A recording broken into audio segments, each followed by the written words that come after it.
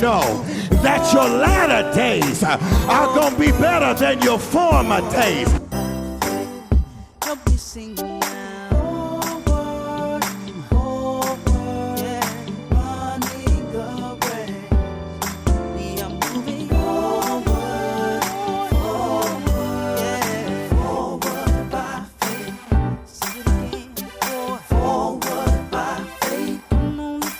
And say, death and life is in the power of the tongue. You and I need to open our mouths and say what we want to see. We need to open our mouths and learn to agree with God. Forward by faith, gonna stay strong, move forward by faith, forward by faith, we're moving forward by faith, yeah, forward by faith, no matter what comes our way, forward by faith, we're pressing onward every day, forward by faith, yeah, we're moving forward by faith. Thank you for joining the broadcast. We're excited that you allowed us to come into your homes on this evening. We believe God has a special word for you. Come on, let's go in the sanctuary and hear what thus saith the Lord. God, you're my God. Earnestly I seek you. My soul thirsts for you. My body longs for you. In a dry and a weary land where there is no water. Look at somebody and say, pursue him. Tell somebody else, it pays to pursue him. Tell somebody else, if you gonna pursue him then. You may be seated in the presence of the Lord. It pays to pursue him. It pays to pursue the Lord. How many of y'all know that it pays to pursue the Lord? Give him one more shout if you know it pays to pursue the Lord. Because you're going to pursue something. Everybody wakes up every morning pursuing something. Ask somebody what you've been pursuing lately. Come on, come on. We pursue one thing or another, hoping that it will bring some satisfaction, hoping that it'll bring some comfort, hoping that it'll bring us closer to what we think we want and who we think we want to become. Come on, we all pursue something. Look at somebody and say, just a little something, something. You see, now y'all looking at me like you're crazy. See, I'm not ashamed to say that during my life, I have pursued some stuff that I had no business pursuing.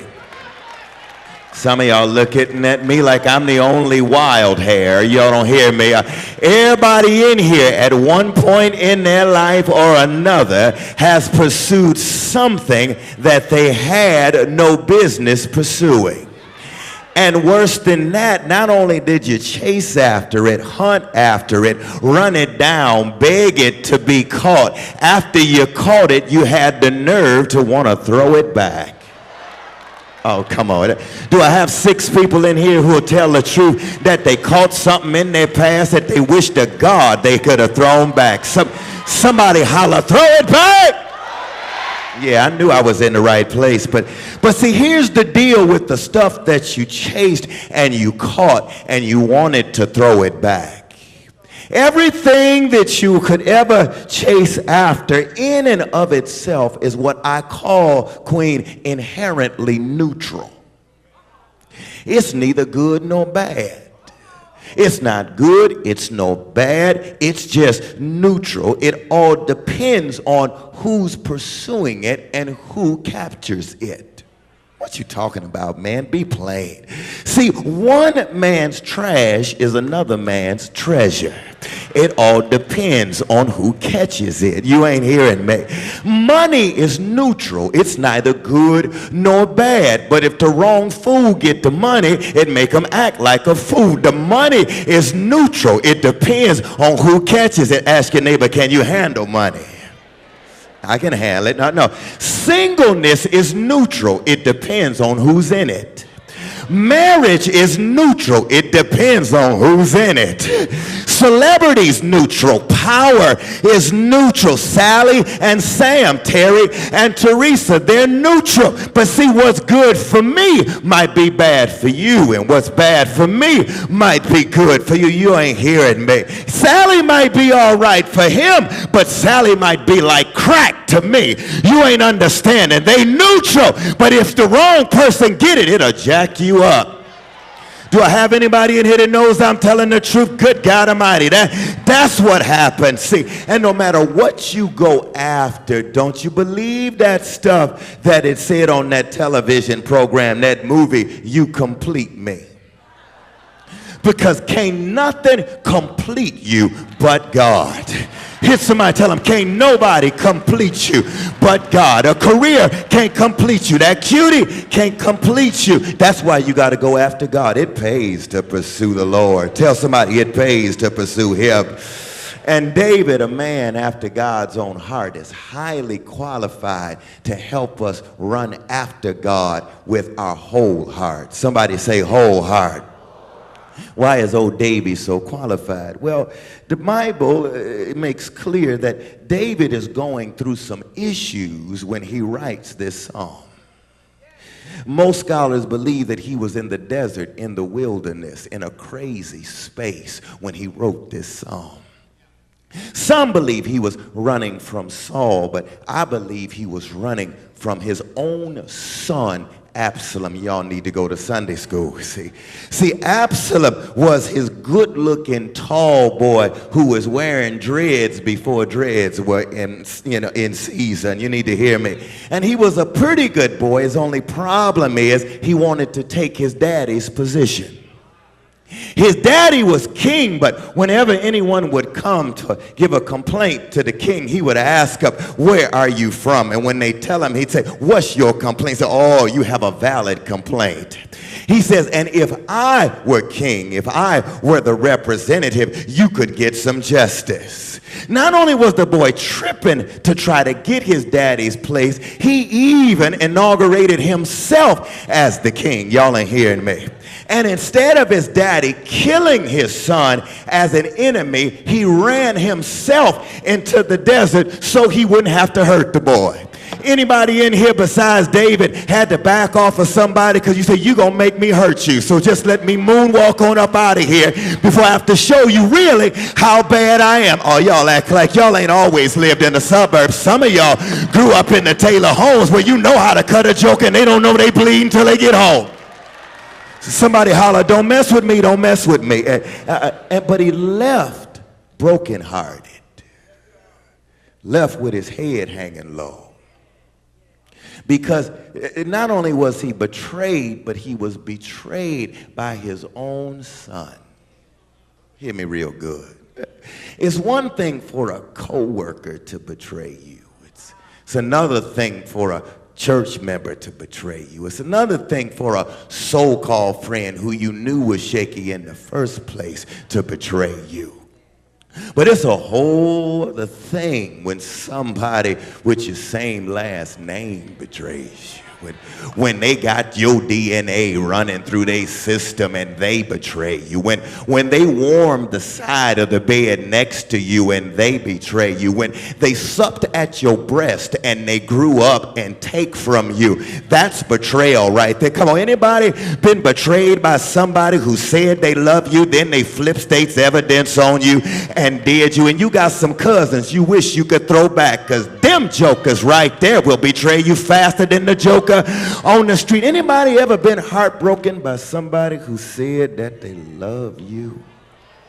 Let me help you with, it's one thing for somebody that I expect to do me in, but when I done pulled you close and you stabbed me in my side, that's personal. But let me help you.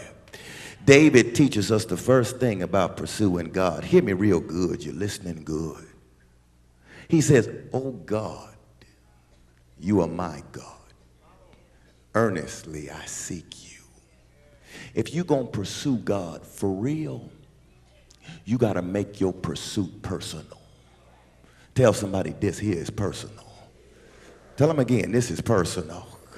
How is it personal? You see, you need to understand when you find yourself going through personal pain, when you find yourself dealing with a personal setback, when you're dealing with a personal attack and a personal betrayal, then is when you find yourself looking for a personal God. Hear me? When it's my child, when it's your spouse, when it's your sickness, when it's your disease, when it's your job, when it's your breast, when it's your prostate, when it's your money, when it's your taxes, when it's your mortgage, when it's your child that's sick. I don't need a theologian's God. I don't need Bonhoeffer's God. I don't need Nietzsche's God. I don't need Bultmann's God. I don't need Jurgen's God. I don't need grandmama's God. I don't need your mama's God.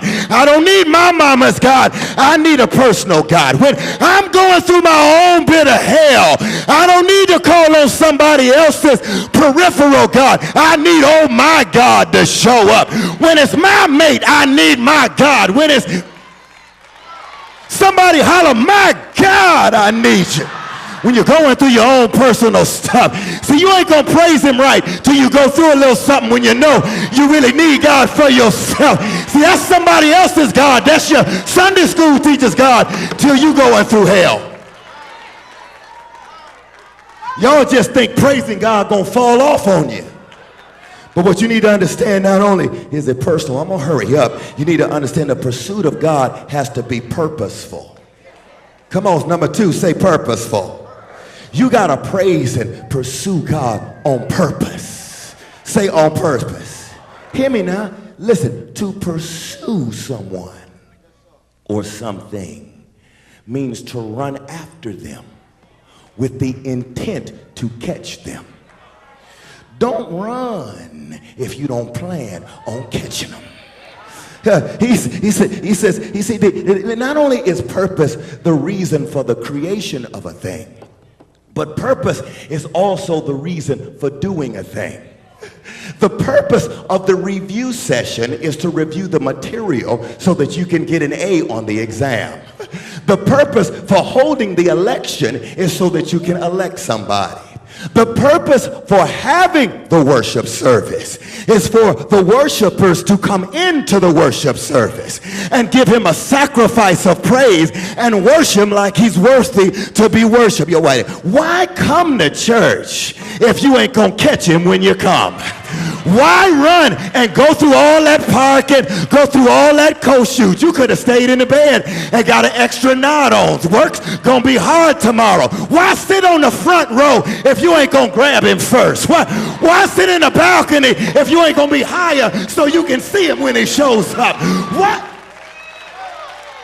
Do I have anybody ready to go on the hunt? Open your mouth and give him a shout. Tell him that I need you now more than I've ever needed you before.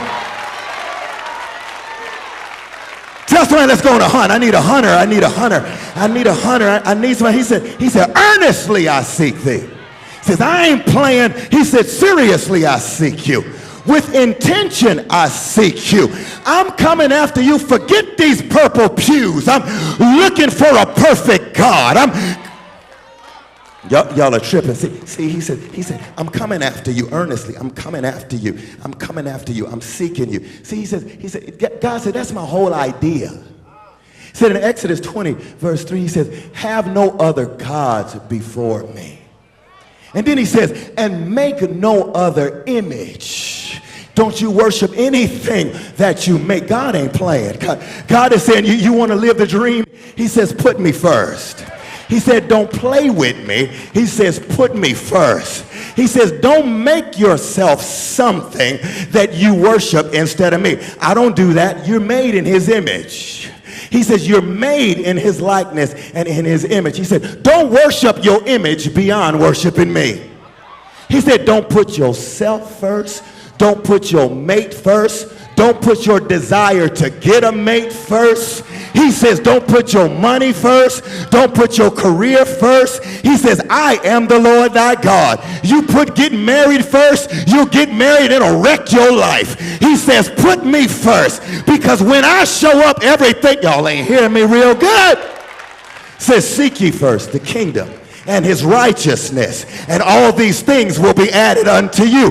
He said, you start out good giving me praise and worship. Then I give you a little something and you make it God. He said, you got to get to a place where you want God more than you want the stuff that he gave you. God says, I'm looking for some hunters at the 11 o'clock service who ain't afraid to go after God, who praise him like it might be your last time, who preaching like it might be your last time, who sings like it might be your last time, who plays like it might be your last time, who worships like it might be your last time.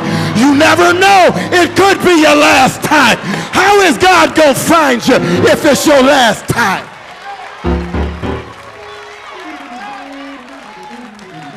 You got to go after him on purpose, and it don't always feel good. Ask your neighbor, are you fasting? Oh, there you go. He done let the air out. He was doing all right. Dang. I don't even want to ask how many I fast because I don't feel like crying. But see, when you fast, you are saying to God, you're number one. God says you came to church, but your church is on a corporate fast. He says, so you mean to tell me you let greens, pot liquor, chocolate cake, candy, tea, and your Pepsi get in the way of me being priority? You mean to tell me you that much of a crackhead, you can't get rid of some sweets for 40 days? He said, you need to help me. He said, I'm trying to help you. He said, if you can curb your appetite for 40 days, you can get rid of other stuff that's killing you. If you can get rid of donuts for 40 days, maybe you can release Donnell or Doree this year. Oh, y'all ain't hear me real good. If I can help you with your passions, you won't be in debt at the end of the year because you've learned how to control yourself. But y'all ain't hear me real good. He said, that's why I'm asking you to fast, so you can get your stuff in check and you can be better. Y'all don't hear me. Y'all look and say, he a skinny guy. Every man in my family is at least 5 months pregnant. But when I started getting pregnant and I started going to full term, because I have done the fast over the years, I can push myself back and don't go crazy because I don't have what I want. I can hold on getting what I want, and then when I get what I need, it's so much better. I wish I... Tell your boy, fast, fast, fast, fast. It opens, it widens, it makes room. It expands your capacity to receive more God in your life. Come on, if you need more stuff and you don't have more room, you start purging and throwing stuff out so you can make room. Y'all don't hear me. You don't get a new bedroom suit, queens, and keep the old bedroom suit in the same place. You got to push some stuff out to make room. Y'all ain't hearing me. You got enough stale junk in your life. This year ought to be your year. We about to march into April, and God says if you don't learn how to kick some old stuff out, you ain't gonna make room for some new stuff. I wish I had some folk who would finish out the fast and give him praise like you believe it. Hey! I know. Y'all ain't with me. Some of them are like, psh. See, but here's the deal. You got to learn how to do stuff on purpose. You wait for the external stuff to excite you. Yeah. See, David teaches us that you got to learn how not only for it to be personal, not only for it to be on purpose, but if you're going to find God for real, you got to be passionate. Where's your passion? What turns you on?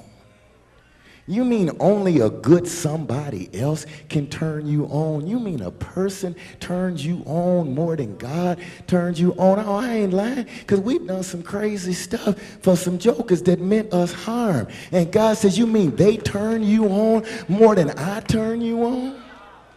Ooh, y'all quiet up in here. See, ain't nothing worse than being in a relationship that's void of passion. Keep looking at me. Won't nobody know it's y'all. Ain't nothing worse than being married to somebody, then you don't turn them on, and they don't turn you on. And y'all say, well, we in it now. It's cheaper to keep you. Forget that. Y'all looking at me like y'all just, I'm happy you lying. Because if you pursue them like you pursue God, I know it ain't on and popping. Hear me. Ain't nothing worse than being with somebody who don't get excited at the sight of you. Who don't get excited at the anticipation of the sight of you. Oh, y'all ain't hear me real good.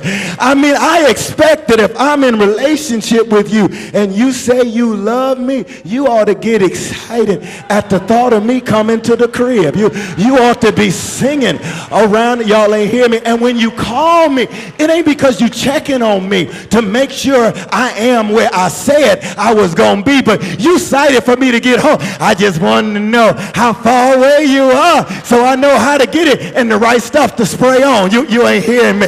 You know, I'm so excited. Baby, I'm going to clean the toilet stool because I know you like to sit on something sweet. You ain't hearing me real good. Come on. What happened to the passion? Passion. Come on. Ain't nothing worse than going to a job that don't move you. Ain't nothing worse than being stuck with some stuff that don't move you. Ain't nothing worse than coming to church and doing something religious and not have passion about the object of your religion. I wish I had some saints who had some passion up in their stuff. My boy said, my soul thirsts for you. My body longs for you. My soul thirsts for you. My body longs for you. My soul thirsts. That means my mind thirsts. My emotions thirst. My will thirsts. Every cell in my being thirsts. My toes tingle for you when I think about coming into the presence of the Lord thy God. Come on, did that sound like you at all? My everything is heightened because I'm trying to get in your presence. Why was this boy that crazy? He says, my soul thirsts. Why? He says, because I'm in a dry and weary land where there is no water. Do I have anybody that'll tell the truth at 11 o'clock? Anybody ever been in a dry place? Come on, anybody besides me ever been in a dry relationship? Ever been in a dry relationship with yourself? You ever looked in the mirror and just went, come on, anybody been in a professional drought, your job? You've been in a spiritual drought, your stuff? Let me help you. See it, no matter what you get to try to quench that thirst, you're never gonna get it unless God is in the middle of it. So if God can't be comfortable in whatever you doing, you need to hear me. You got a God-sized hole in your soul that only God can fill up. Church ain't gonna fill it up. A good song might make you cry, but if you don't get God, you just had an emotional experience with a song that reminded you of grandmama. But when you're going through some stuff, you need a real God to show up. And we passionate about all kind of stuff. Passionate about music. Passionate about sports. Passionate about all of that stuff. And addicts are passionate about getting their high. And all of us are addicts in some form. All of us are addicted to something, and whatever your drug of choice is, what you're trying to do is transcend what's going on in your life. Whatever you chase after is the thing you're trying to catch to make you feel better and go above the real thing. You're really trying to get the supernatural above the natural, but if you're not careful, you'll chomp on natural stuff and it'll leave you right where you are. So many people always say stuff to be in counseling session like, I love him.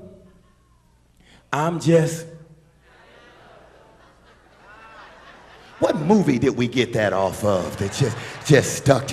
You know, they just don't, but you need to understand. You see, you got to get to a place that you know that your stuff has to be so intentional and passionate that you've got to run after God in order to get what God has for you to get in your life. Good God Almighty. See, it's one thing to know that you're thirsty. It's another thing to not know what you're thirsty for. And if you're not careful, you'll fill yourself with a lot of stuff and still be thirsty after it's all done. Good God Almighty. Tell somebody, I'm thirsty. Say it again. Say, I'm thirsty. Jesus told a woman at the well, if only you knew who the one is who is asking you for a drink. He says you would have asked him and he would have given you living water. God says when you come into the sanctuary, you ain't looking for Felder. You ain't looking for a nice sermon. You're not looking for a song. Who you really need is for God to show up. And you got to be intentional about it. Let me help you. Let's jump. Moving forward, forward, forward. We pray that that word was a blessing to your life. Listen, if you're ever in the Chicago area, we would be delighted to have you come and be with us. God is good, and we want you to move forward by faith. God bless you.